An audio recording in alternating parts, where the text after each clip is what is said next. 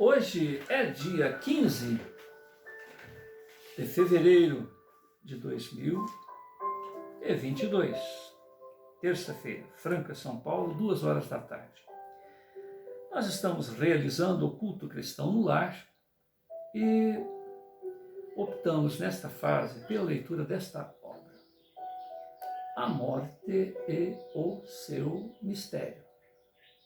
A Morte e Seu Mistério é uma produção de Camille Flammarion, um astrônomo. Este material é composto de 3 volumes. O volume 1, que trata da morte antes que ela ocorra, que seria a aparição de fantasmas de vivos, enquanto ainda o indivíduo goza de boa saúde. O volume 2, que é este daqui,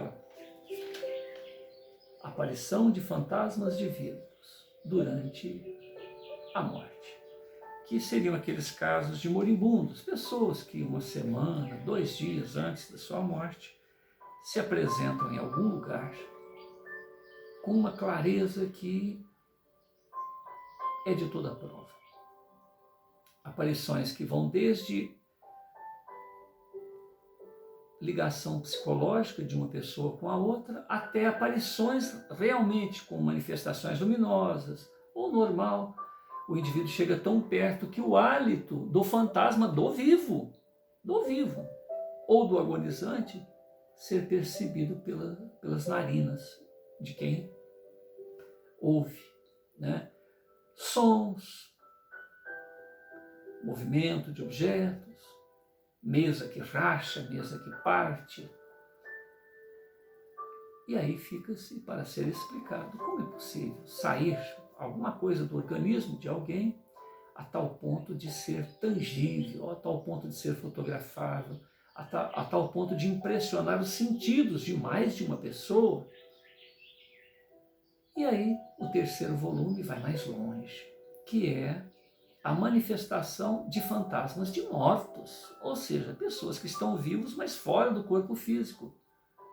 O corpo físico, há um dia, um mês, um ano, um século, está lá, no cemitério, ou enterrado ao sopé de uma árvore na colina, e esse indivíduo se apresenta aqui, ali, acolá, nas mesmas circunstâncias que os fantasmas dos vivos.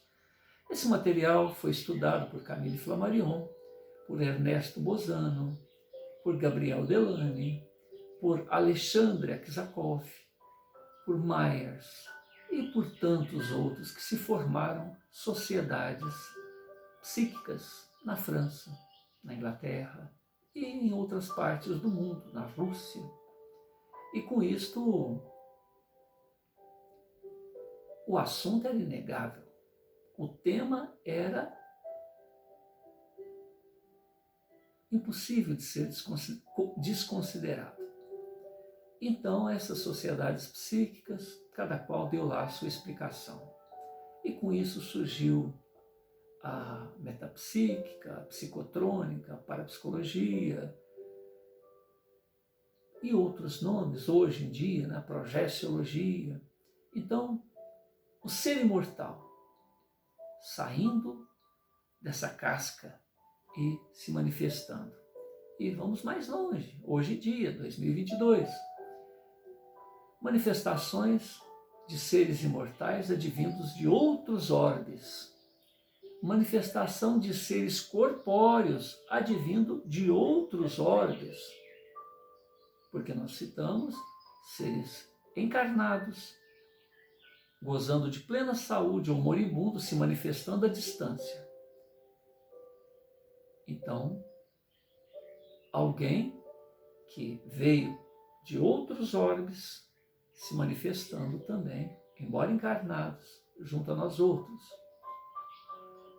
E com esta afirmação, nós abrimos o nosso estudo tratando especificamente do tema apresentado por Camille Flammarion. Ele abre o 2º volume com um pensamento socrático. Ninguém sabe o que é a morte. Nem se ela seria o melhor dos benefícios para com o homem. E, no entanto, tememo-la. Tememo-la como se fora o pior dos males que possa atingir o homem. Atenienses, acabais de me condenar à morte, a este epílogo da vida, na vida da forma. A voz divina que nunca deixou de se fazer ouvir a mim durante todo o curso de minha vida, curiosamente, se silenciou. E no seu silêncio eu entendo que é o melhor que poderia se suceder. Diante disto, não me defendi. Não me defendi de meus acusadores e de meus juízes. Submeto-me à sorte que vós me condenastes, ó atenienses. Mas a iniquidade, a infâmia, ficarão para sempre jungidos, grudados, amarrados à memória de meus acusadores e de meus juízes. Submeto-me à sanção a que me foi imposta e certamente eles hão de submeter-se às próprias condenações. É deste modo que as coisas deveriam se acontecer, deveriam se passar. E, no meu entender, tudo acontece para o melhor. Quando a morte se aproxima do homem, o que nele existe de mortal desagrega-se, entrega-se aos braços da natureza. O que nele há de imortal, de incorruptível,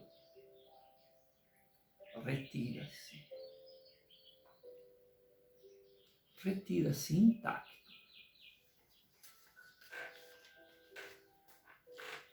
Nós estamos à página 190, 191.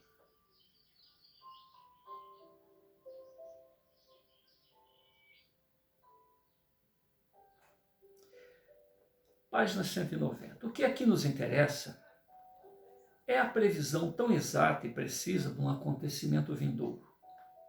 Mesmo que fosse a convicção de morrer, tivesse provocado este desfecho, seria preciso ainda saber como ele teve tal convicção, como viu o seu estado de saúde e a sua ruína final.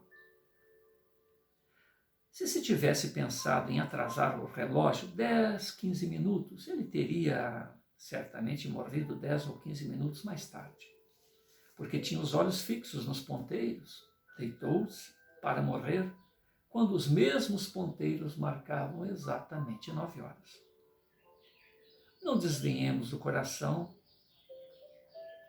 a nossa vontade. A natureza confiou os movimentos cardíacos aos centros nervosos colocados nas partes inferiores do encéfalo, fora da ação direta da vontade. Esses centros têm uma energia que lhes é própria e não se esgota tão facilmente. Fornecem a força necessária às contrações do coração, independentes dos outros órgãos, mesmo quando esses últimos estão gravemente atingidos. Semelham-se a governos provincianos, que, tendo recebido ordens do chefe de Estado, continuam a executar, mesmo muito tempo depois da abolição completa dos poderes desses governos provincianos. Não nos apressemos a assentar conclusões sobre aparições premonitórias.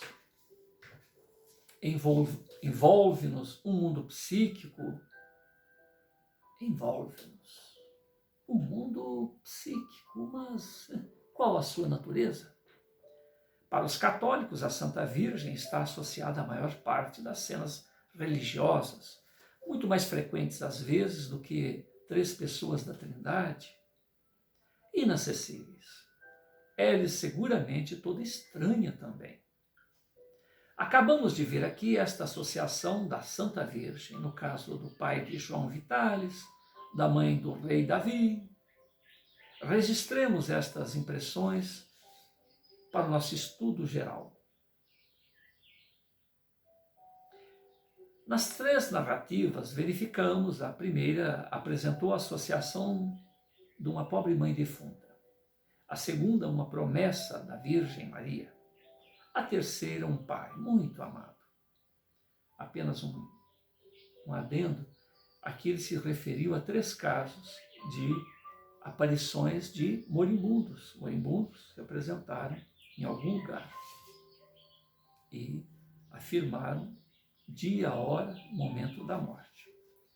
O que aconteceu 1 semana, 2 dias, horas depois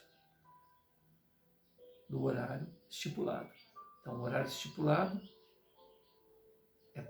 era uma quinta-feira, disse que ia morrer no sábado, o outro disse que tal hora da noite, naquele mesmo dia, e assim por diante. Eis uma profecia, que vai contar outro caso, eis uma profecia do mesmo gênero, feita em nome de Santa Brígida. A Filosofia da Ciência de Palermo publicou, então aqui, Filosofia da Ciência, um grupo de estudos de Palermo, publicou a narração seguinte de uma predição de morte em conexão com crenças supersticiosas e, no entanto, fora de toda explicação, por autossugestão, porque a morte foi acidental, sendo todavia muito dramática. Eis a carta publicada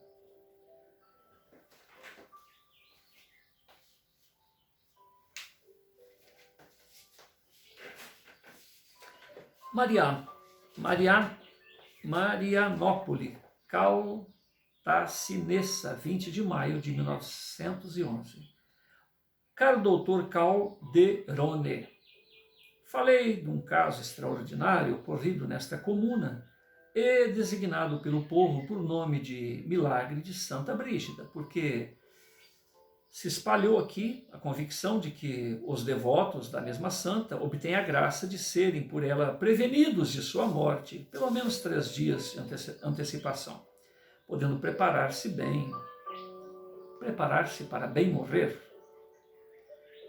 Encarregou-me o senhor de então proceder às investigações sobre os pormenores das narrativas, documentários, do melhor modo possível.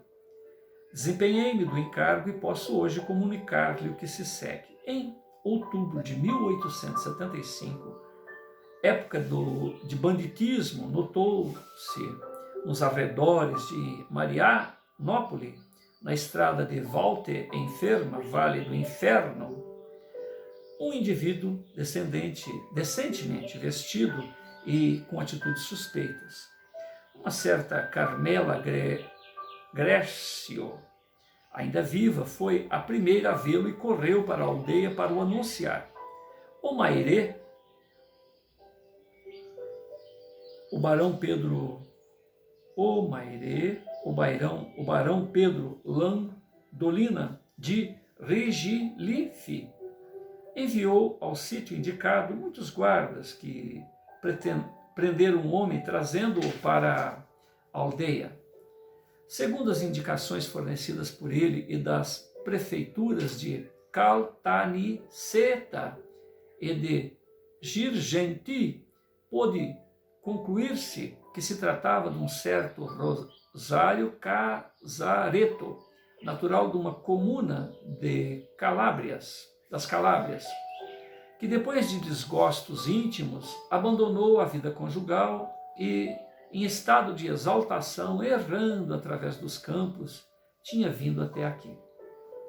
Esperando os esclarecimentos necessários para o indicar e providenciar sobre seu caso, Casareto foi retido num quarto do resto do chão contíguo a outros, em que se alojam os guardas, sob vigilância destes. Conservava entre os lábios um objeto que ele pretendia ser uma relíquia de Santa Brígida, da qual se considerava devoto, e disse às pessoas que se aproximavam dele que apenas lhe restavam 3 dias para viver. Na manhã seguinte, teve a ocasião de repetir numerosas vezes, e que só viveria 2, e no outro dia unicamente viveria 1. Essa profecia, no momento em que foi feita, provou um sentimento de lástima em todos os quantos ouviram e que se julgavam na presença de um louco.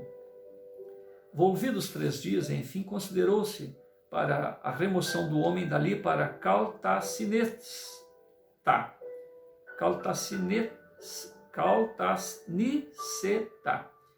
para ser levado para Girgenti. Os guardas a cavalo, Pedro Raza e Salvador Cali, receberam ordem para o acompanhar. No instante em que os referidos guardas se apresentavam para tomar conta, Casareto, ele bradou: eis os meus verdugos. Colocaram-no no cavalo aparelhado pelo arrieiro Salvador Ardone, e todos, incluindo o mencionado Ardone, se meteram a caminho de Caltaniceta, passando pelo bosque de Mimiane. Havia neste bosque uma fonte e nela um bebedouro. O grupo deteve-se ali para dar de beber aos animais, e no momento em que se tratava disto, o cavalo de Casareto desvia-se, rompe a galope, afastando-se algumas centenas de metros. Não se conheceu nunca a verdadeira causa deste desvio e fuga do cavalo. Supondo que Casareto quisesse fugir, o guarda correu para ele na sua montaria, mas por causa dos acidentes do terreno e da mesma montada, caiu com o cavaleiro, e um tiro de mosquete deste guarda, partindo, atingiu Casareto, matando-o redondamente. Raza foi condenado a 4 anos de prisão como culpado da morte por excesso de zelo. Tal é o fato conhecido e recontado pela maior parte dos habitantes daqui. O senhor Salvador Ferrata, secretário da Congregação de Caridade Local, teve a confirmação de todos os pormenores que referi. Acrescentou que se encontrava presente no momento em que os guardas apareceram a Casareto e ouviu a exclamação deste último: eis os meus verdugos. O senhor Ferrara era então telegrafista, e a sua repartição estava situada por cima do local em que se achava Casareto. No instante em que ele proferiu as aludidas palavras, estava o senhor Ferrara encostado à varanda. Interroguei também o arrieiro Arnone, que igualmente me confirmou a narrativa, ajuntando um outro ponto de não menor importância. Quando na viagem de Marianópolis para Caltacineta chegaram à estrada, 2 quilômetros aproximadamente, antes do bebedouro, Casareto apeou, ajoelhou, rezou, depois dizendo: restam-me ainda 20 minutos para viver, e tornou a montar.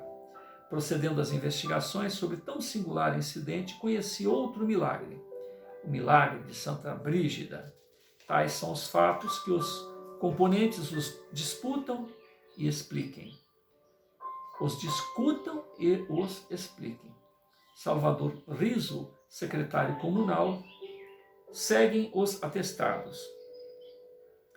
Isso está em Anais das Ciências Psíquicas, página 911, de 1911, página 263.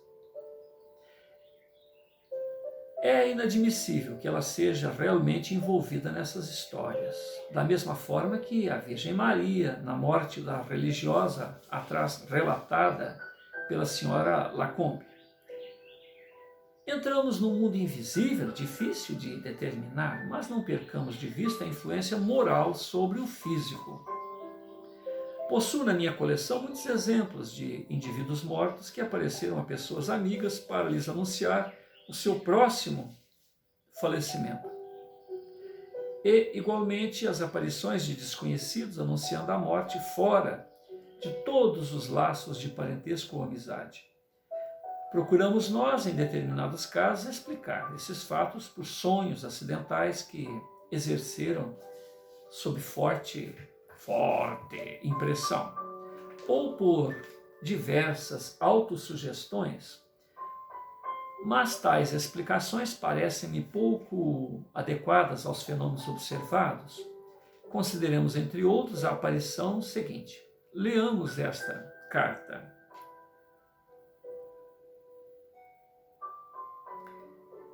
Santa Brígida, nascida em 1302, morta em Roma em 1373, fundadora da Ordem do Santo Redentor, autora de Revelações Proféticas, combatidas por Gerson.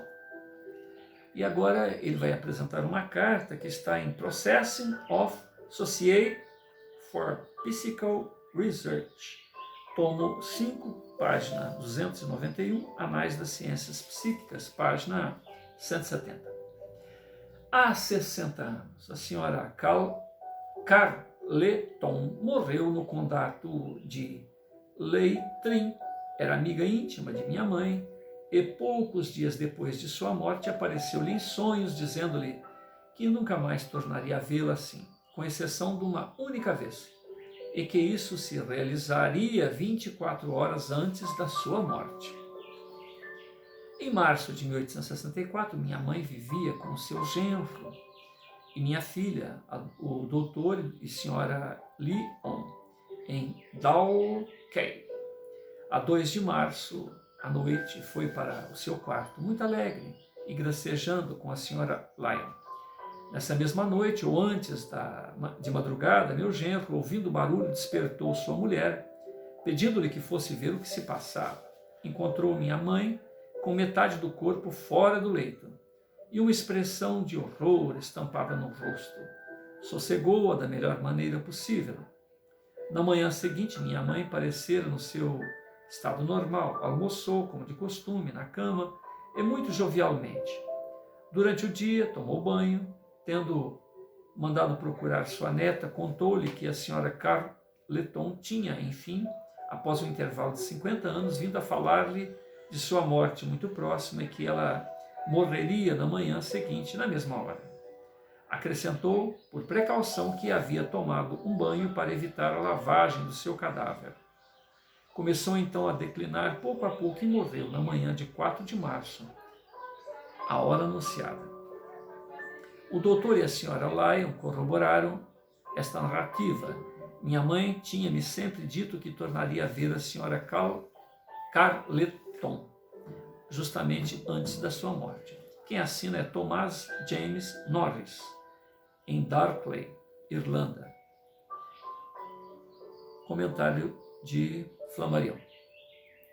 O doutor Lyon escrevia por parte de Dublin, a 30 de agosto de 1883.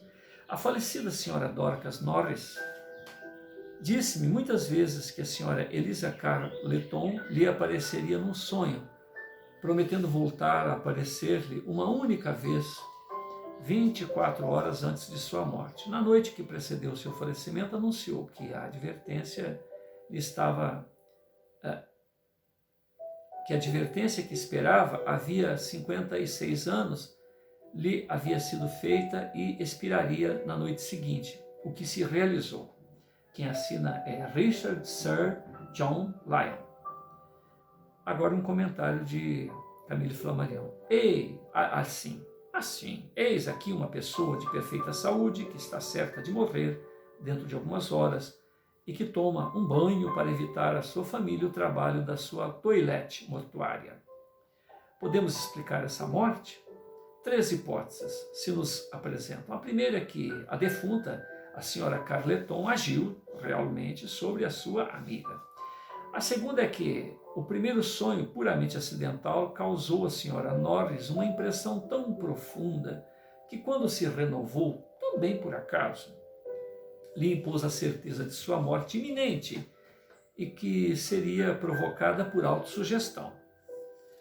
A terceira é que esta morte, preparando-se organicamente, foi natural e fez repetir o sonho anunciador. A primeira hipótese é para considerar. As duas outras são mais complicadas, mas defensáveis. Não indica também o exemplo seguinte que uma defunta pode conhecer a data de sua morte? É-nos apresentado pelo célebre poeta inglês Browning e lê-se na sua obra Life and Letters of Robert Browning, pela senhora Sutherland, página 277. Isso está em Anais das Ciências Psíquicas, página 313, estudo de Bozano. Em junho de 1863, a senhora Arael Barrett, irmã da senhora Barrael Browning, morria vitimizada por doença do coração e extinguia-se nos braços de Browning, como havia sucedido 7 anos antes com a esposa deste último. No mesmo dia, Browning comunica a triste notícia da senhora Blodgett e revelar-lhe uma circunstância estranha que se prendia a esta morte. Em 19 de junho de 1868, sabe que não sou supersticioso. No entanto, eis uma nota escrita por mim no meu canhenho, com data de 21 de julho de 1863. Ontem disse-lhe Arabel que tinha o espírito fortemente agitado por um sonho da noite precedente, 19 de junho, domingo. Sua irmã aparecera-lhe, a falecida esposa de Browning, e nela perguntou: quando será o dia que nos reuniremos? A morta respondeu: dentro de 5 anos, minha querida. Seguidamente, Arabel acordara no seu sonho, tinha a consciência plena de que falara com uma pessoa defunta. Ao cabo de 5 anos, menos um mês, o acontecimento realiza-se e Browning escreve: havia-me esquecido da data do sonho. Supus que não tenham passado mais que 3 anos e que, seguintemente, faltavam 2 anos ainda para a realização da profecia. Continua Flammarion. Quantos atraentes investigações se apresentam ao nosso estudo? Nada sabemos ainda de todo este mundo invisível, e foi para conseguir alguma coisa que empreendi este trabalho. Infelizmente, ao invés de 3 volumes, reclamar-se-ia 10 volumes. Os sonhos premonitórios concernentes aos mortos são sempre um enigma para nós. Eis 2 assaz singularmente circunstanciados, que me foram transmitidos em julho de 1920 pelo Sr. Vacheron de Nice. Abre aspas. Em 1908, sonhou minha mulher que uma das suas tias, muito devota, havia falecido. Viu-a completamente vestida no leito, com as janelas do quarto iluminadas. A tia morreu 2 anos mais tarde, na manhã de 8 de dezembro de 1910. Nesse dia, festejava-se em Lyon a Imaculada Conceição e muitos crentes iluminavam a frontaria de seus prédios. Na véspera, conservando todas as faculdades, sentindo-se morrer, recomendou aos que a rodeavam que iluminassem as janelas no dia seguinte à noite, como de costume, mesmo que ela estivesse morta. A recomendação cumpriu-se, foi assim que minha esposa vira a sua tia. Segundo sonho. Em junho de 1915, estávamos em Orleans. Minha mulher viu também em sonho sua mãe, então de 79 anos de idade, morta, mas vestida, e, afastando os vestuários que lhe cobriam o corpo, descobriu uma ferida no lado esquerdo do ventre, ferida sanguinolenta. Violácea. O sonho impressionou-a vivamente. Minha mãe vivia em pequena povoação de Auvergne, nos arredores de Clermont. Poucos dias depois, recebemos notícias dela. Visitamos-la em julho e deixamos a aldeia em outubro. A 20 de janeiro de 1916, 7 meses depois, recebi início da minha filha, que eu deixara em companhia de minha mãe, um telegrama assim, concebido. A avó operada está muito mal. No dia seguinte, outro despacho telegráfico anunciando a sua morte. Eis o que ocorrera. Minha mãe tinha uma hérnia, o que ignorávamos, porque ela nada revelara acerca disto, nem trazia funda. Esta hérnia estrangulara. O médico, chamado apressadamente, julgou a operação indispensável. Mandou buscar um automóvel, transportaram-na para uma clínica de Clermont. Como era de noite, só foi operada no dia seguinte, era tarde. Enviaram-na para a aldeia em automóvel. Ela morreu no trajeto, nos braços de sua neta.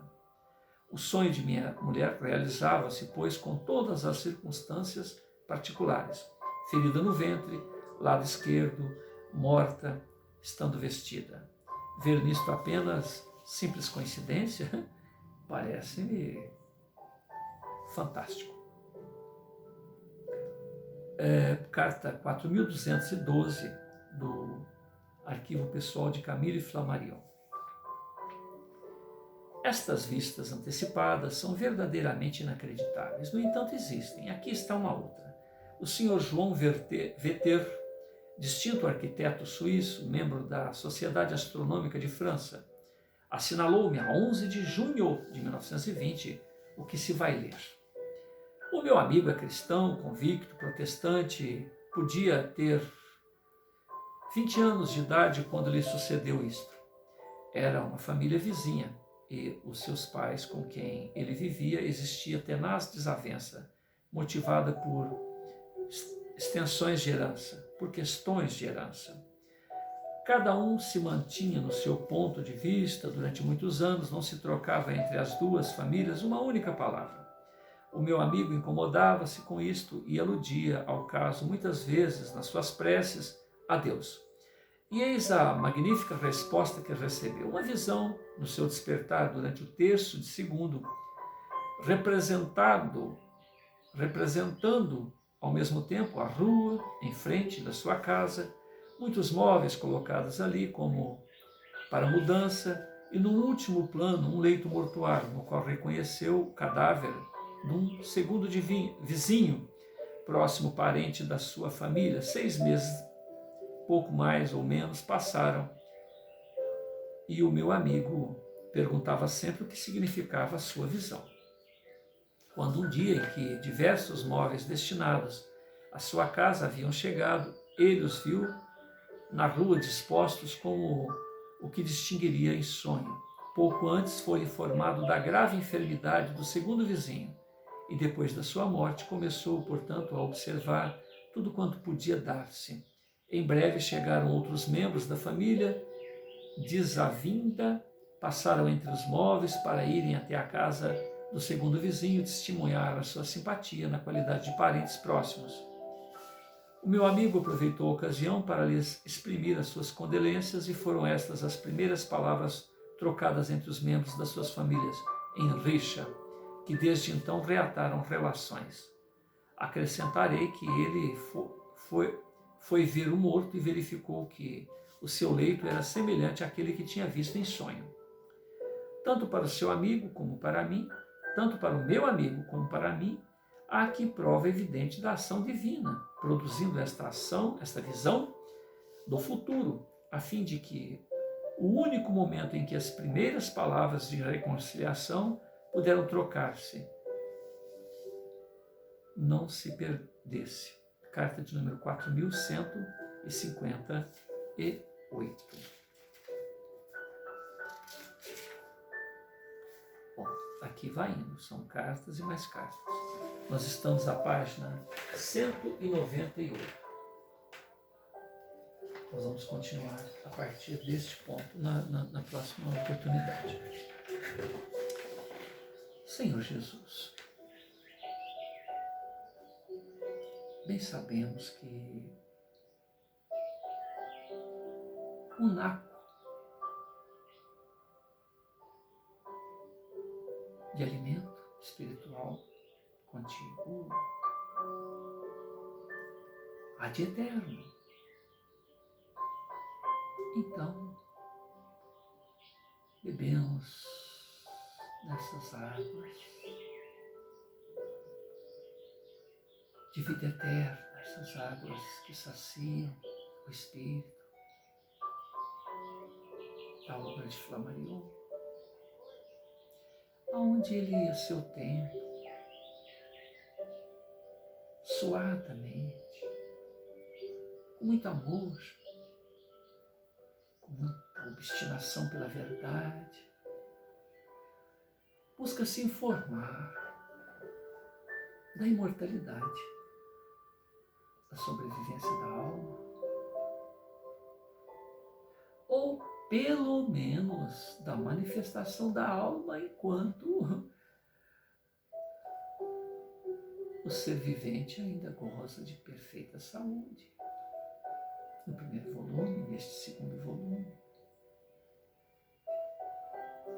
alguém diz: tal fato vai acontecer em tal data. Como? Como é possível o indivíduo ainda mergulhado nos liames materiais de per si ou de informação do mais além? Como é possível? Temos um livre-arbítrio, temos um cenário, temos um roteiro, temos uma peça teatral a apresentar a nós mesmos. Oportunidade em que exercitamos a nossa vontade, a nossa inteligência, o nosso amor,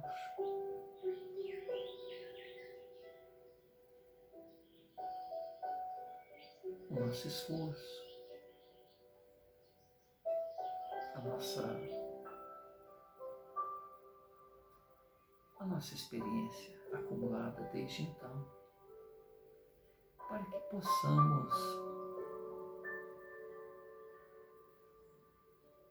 olhar para dentro de nós mesmos e sabermos quem somos e o momento em que estagiamos, reconhecer os limites imediatos e saber se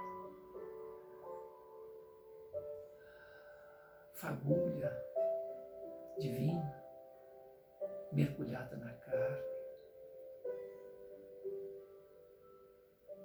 aguardando que seja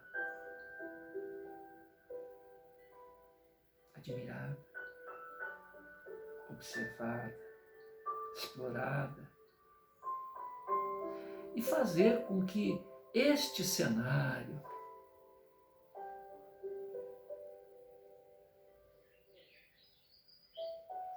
com um projeto reencarnatório, onde momento a momento adentra-se a cena papai, mamãe, crianças, filhos, netos, amigos, situações, problemas a serem resolvidos, lágrimas a serem choradas, vontades a serem manifestas.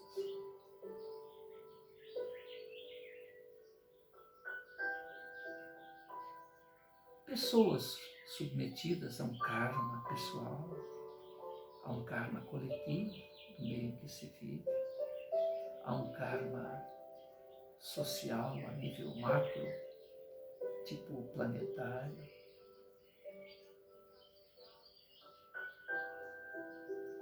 E em meio a esse desenrolar dos acontecimentos,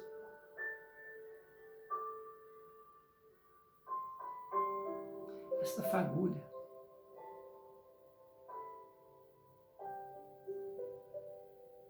esta essência do Pai que vive em cada um de seus filhos. Tem necessidade de se fazer acontecer e sair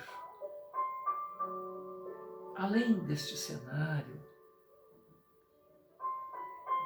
desse roteiro pré-programado, circunstâncias, ocasiões, relacionamentos, possamos ver cenas anteriores, peças já vividas e antever possibilidades futuras e possibilidades que somente a visão psíquica, que somente as vistas espirituais têm acesso. Porque, afinal de contas, estamos vendo pessoas encarnadas, pessoas vivas, pessoas com corpo físico que, num instante, se desdobram em um duplo e se apresentam a terceiros, parentes, conhecidos, desconhecidos, e dizem do que vai se suceder daí uma semana, daqui um mês, daqui um ano, daqui um século. Quantos profetas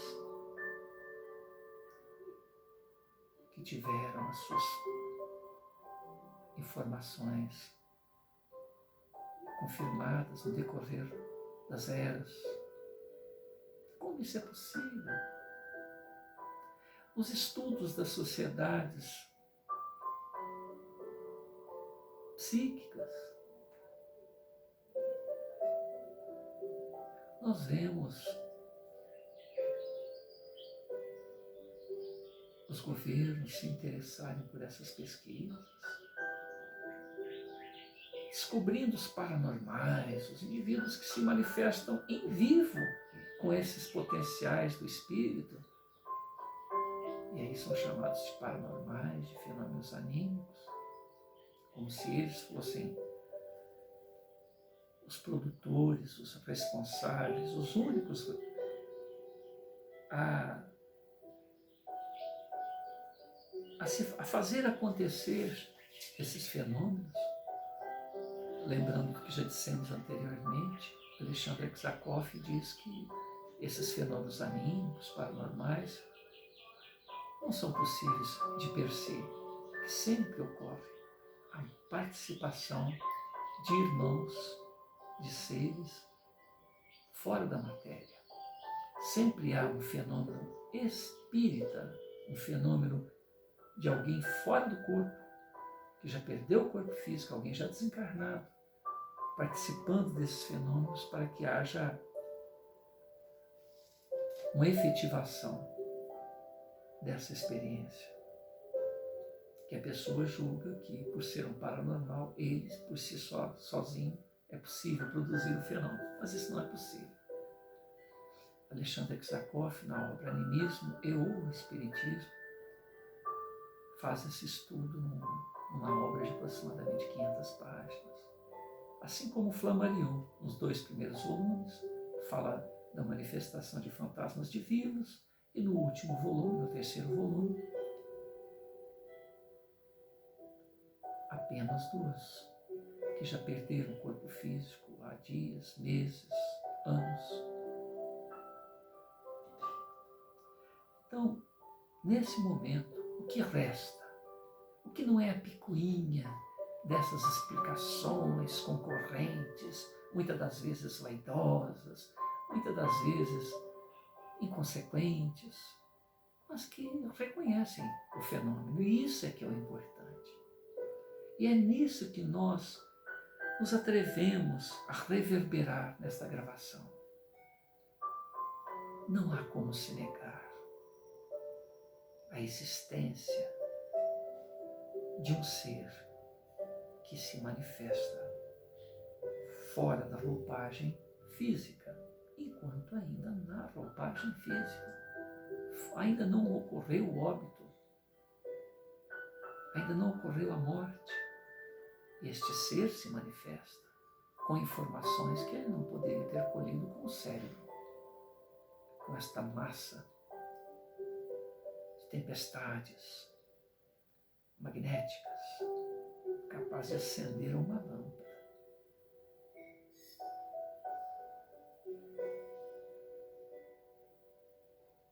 É muito infantil a explicação,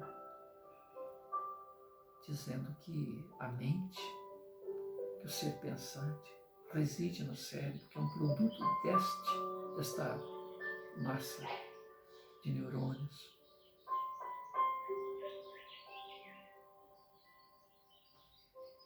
Se apenas isso, saber-se imortal,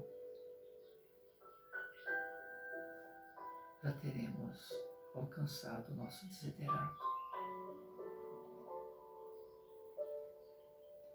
Rogamos a Flammarion que, junto à sua equipe, permeie esta lente, toque no coração de cada um daqueles que nos ouvem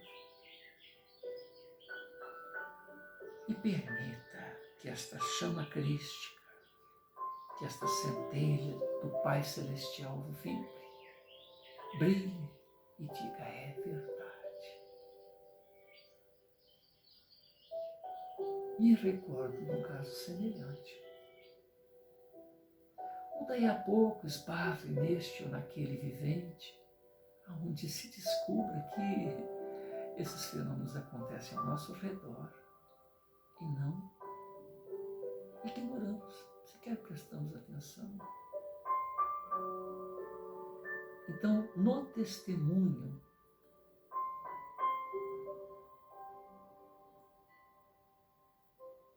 destes que já se foram, destes que deixaram seus apontamentos, a sua coragem de se apresentar para Camille Flammarion em cartas, permitindo que seus nomes fossem expostos, porque tantos outros, Flammarion diz que cada uma de suas obras poderia ser multiplicada por 10 a quantidade de páginas.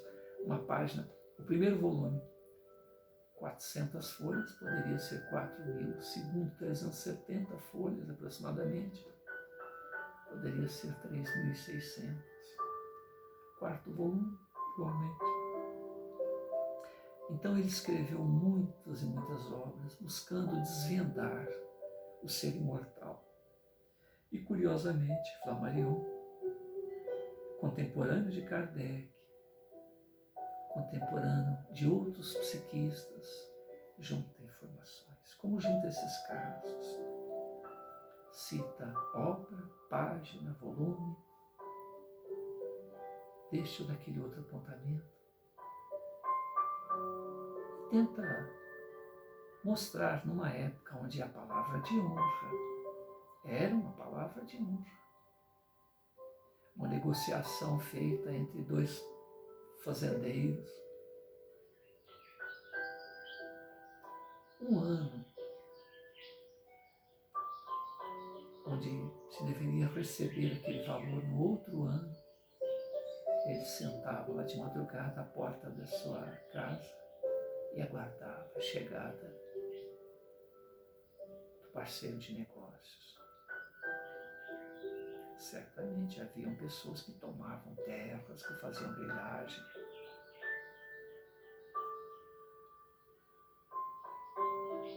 Mas se sabia com quem lidava. E se sabia da honra dessas pessoas também. Porque se numa parte era um crápula, em outra parte era um homem de honra. A ambição não tinha tamanho, mas em outros pontos podia se confiar. Então, em meio a essas palavras de honra, aonde muitas das vezes, quando questionada, se terminava em duelos, onde quem morria, muitas das vezes, para mostrar que estava certo do que dizia, era a maneira com que se terminava. Então a palavra informação eram muito valiosas. E em meio a toda esta época, cheia de particularidades, é que estão aí esses apontamentos de Flammarion. Mas hoje os fenômenos mediúnicos, as manifestações ad eterno, estão aí. Quantos livros Chico escreveu? Quem era Chico, materialmente falando, para escrever uma obra onde Monteiro Lobato disse que se o Chico escreveu aquela obra Parnaso de Além Túmulo, ele poderia ocupar quantas cadeiras ele quisesse.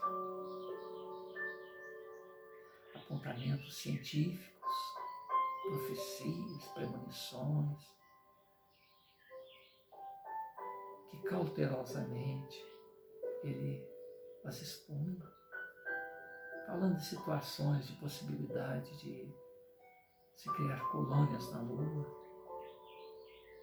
explicando a respeito da composição atmosférica da Lua, de como poderia, falando sobre a data limite, Divaldo Pereira Franco, apresentando aí toda uma série a semelhança de Jung, de Freud. Joana de Ângeles vem e apresenta toda uma série psicológica, criando detalhes, informações novas. Hoje surge um avatar do Cristo a nos ensaboar a todos nós, cristãos, ateus,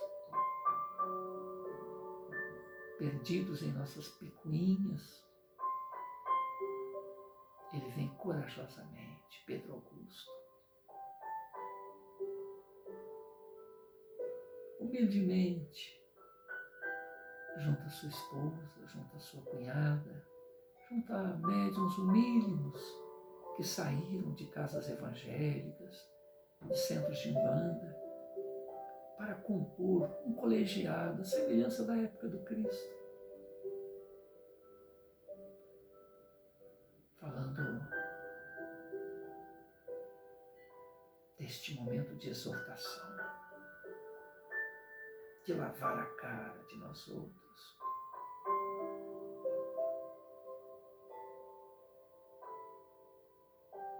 que hipocritamente vivemos as nossas vidas comuns, sabendo da espiritualidade de que somos todos investidos e que agora não é hora mais de ser criança em termos de espiritualidade. É tudo. Não dá para brincar em termos de espiritualidade mais. Divaldo Pereira Franco, com sua mediunidade fantástica,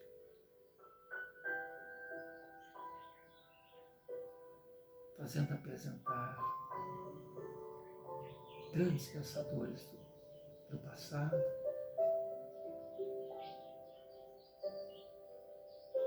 entrando em detalhes da vida evangélica de Jesus, de Maria,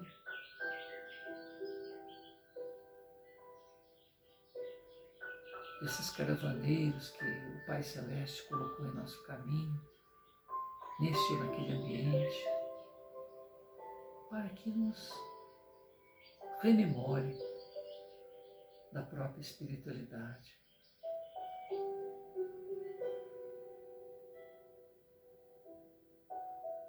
Então, Senhor, estamos aqui em mais um esforço para que, diante dessas vibrações, cada um de nós, quando ouvir, quando reouvir, possamos afinar a nossa sintonia com o Pai Celestial e com o coração de Jesus. E possamos viver com responsabilidade, viver com aceitação da maneira de ser daqueles com os quais convivemos, saber que todos somos diferentes, inclusive nós próprios somos diferentes de nós mesmos, porque depois de um encontro deste, não somos mais os mesmos. Então somos diferentes de nós mesmos a partir do momento de iluminação. Como querer que as outras pessoas se apacentem ao nosso querer? O único querer que interessa é o querer do Pai. Porque este é um querer que beneficia a todos. Então, é manter a mente aberta, o coração dulcificado, o coração sereno, pronto para as novidades do dia a dia e ofertarmos no melhor, realizarmos o nosso melhor, sem máscara, sem hipocrisia, sem culpas, sem remorsos. Erramos, e daí? E daí quantas vezes já erramos antes? Perdoar nós mesmos, dar-nos outra chance. Então, por que não fazer o mesmo para os nossos companheiros de jornada? Para aqueles que nos machucaram. Eu recordo que Carlos Bacelli fez um comentário falando sobre Chico Xavier, né? Junto a outros que também lembravam Chico, em uma mesa redonda, junto a uma mesinha com café, pão de queijo, bolo de fubá. Carlos Bacelli recorda-se quando Valdo Vieira vivia com Chico e ele, vira e mexe, dava uma descascada no Chico, né? Ofendia o Chico, pensava, ficava com remorso. Chico, me perdoe, Chico, me desculpe, Chico. Não, tudo bem, Valdo. Daí a pouco, me perdoe, Chico, me perdoe. E depois, me perdoe. Depois de vários dias, quando o Valdo Vieira veio pedir desculpa mais uma vez, o Chico falou assim para ele: Valdo, deixa eu te falar uma coisa. Você está perdoado das outras vezes que você já fez alguma coisa? Você está perdoado pelo que você está me pedindo desculpa agora, pelo que você está fazendo, e você está perdoado por tudo que você ainda vai me fazer, porque você vai ver, você ainda vai errar muito, como todos nós. Então eu já te perdoo antecipadamente. Te perdoo o passado, te perdoo o que você me pede perdão agora, e te perdoo por antecipação tudo aquilo que ainda possa ocorrer nesse nosso convívio diário. Não se preocupe, Valdo. Continua, segue em paz a sua vida. Não se preocupe, não estou ofendido. Então, o interessante nesta lição de vida que o Chico sempre é referência para todos nós, é que nós erramos muito e erraremos muito. Então, há necessidade do auto-perdão, há necessidade dessa franqueza para conosco mesmo, sabendo exatamente com o que lidamos em nós mesmos, sem máscaras, sem querer parecer para nós mesmos que não somos, e muito menos para terceiros, porque todos nós vemos o defeito do outro, porque afinal de contas reconhecemos, só que só vemos o defeito do outro, não vemos o próprio. Não precisa disfarçar para ninguém, muito menos para o Pai, para Jesus, para os nossos companheiros lá de baixo, espíritos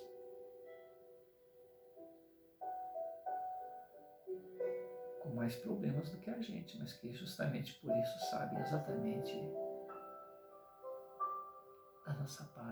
da nossa parte mal cheirosa, da nossa parte deteriorada, porque eles também têm essas partes deterioradas de montão, então sabem do que estamos tentando esconder, de quem, se Deus sabe, se os espíritos luminares sabem, se os nossos irmãos do abismo sabem, estamos escondendo de quem? De quem mais interessa e quem pode resolver o problema, que é nós mesmos. Então, meus irmãos, máscara para quê? Máscara para quem lealdade para conosco mesmo é o lema. Lealdade para com os nossos comensais, os nossos próximos mais próximos. Lealdade para com os nossos companheiros de ideal. Lealdade para com a nossa união com o Pai, que é a melhor de todas as lealdades, porque buscando o Altíssimo, tudo o resto se resolve em paz, em segurança, o melhor a ser feito. Louvado seja Deus, louvado seja Flammarion, louvado seja Jesus, louvado sejamos todos nós que nos entregamos sinceramente ao coração augusto de nosso Mestre Jesus. Muito